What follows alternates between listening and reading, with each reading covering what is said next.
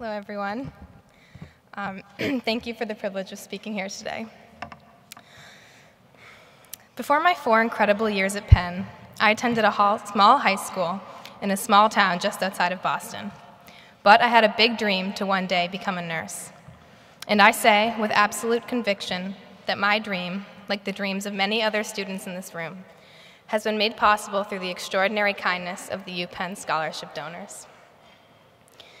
My calling to the nursing profession has had a consistent presence throughout my entire life, beginning with my own tenuous start in a neonatal intensive care unit. It was in the NICU where I first experienced the healing powers of a nurse when my twin sister and I went straight from the womb to the walls of an incubator. Olivia and I were born 10 weeks early.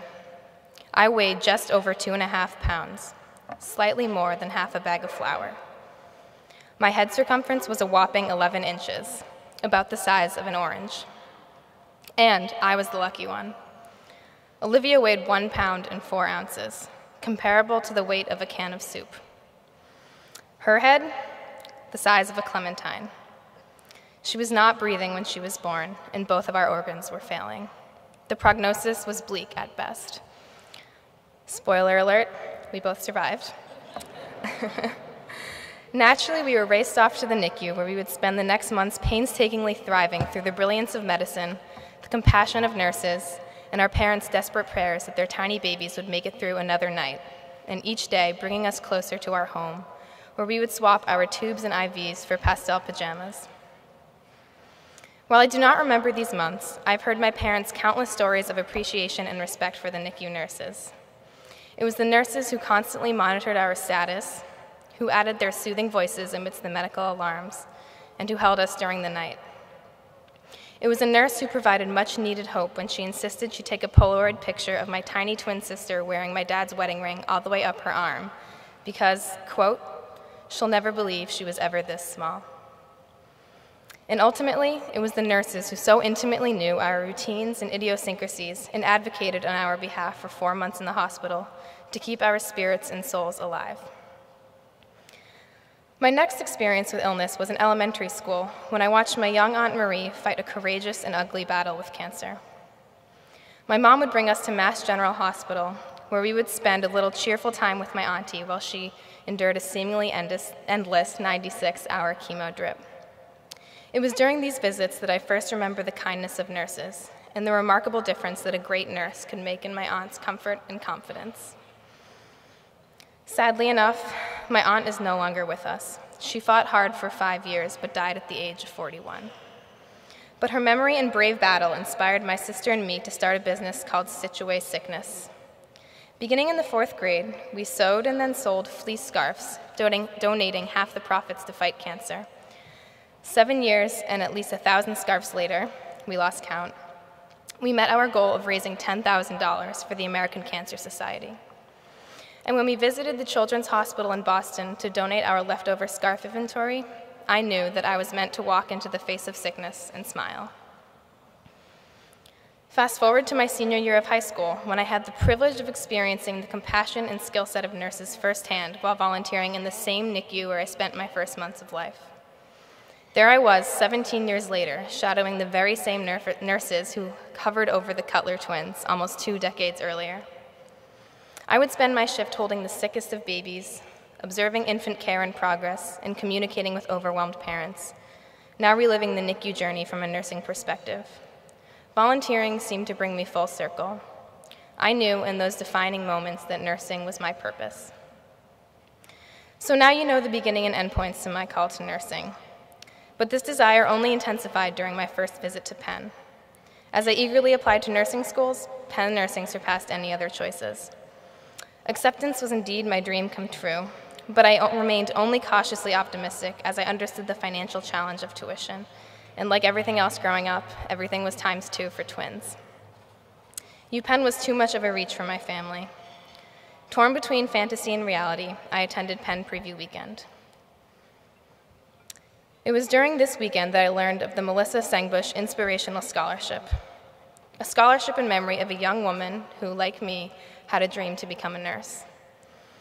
The year before she was to start her nursing studies at Penn, Melissa was diagnosed with myelodysplastic syndrome, a rare and devastating bone marrow cancer. She deferred her acceptance to Penn as she underwent countless treatments and procedures to eradicate the cancer.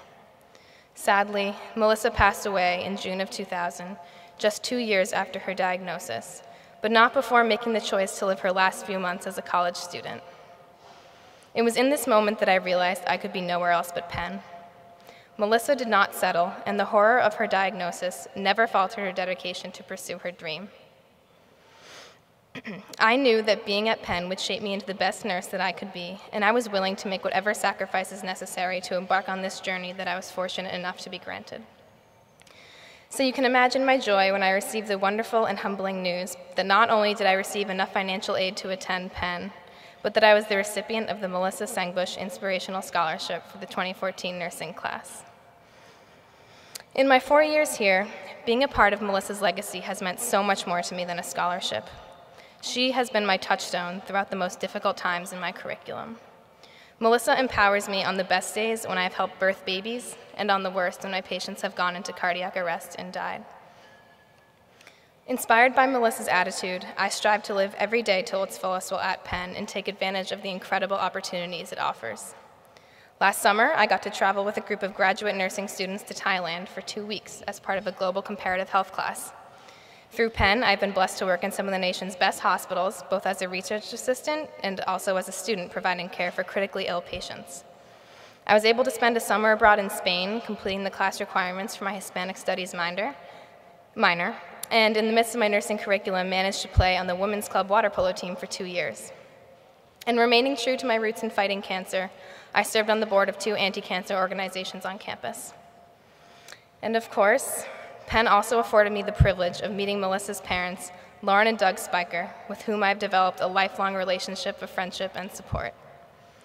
Through them, I have learned so much more about Melissa, and she has become my ultimate role model in my college experience.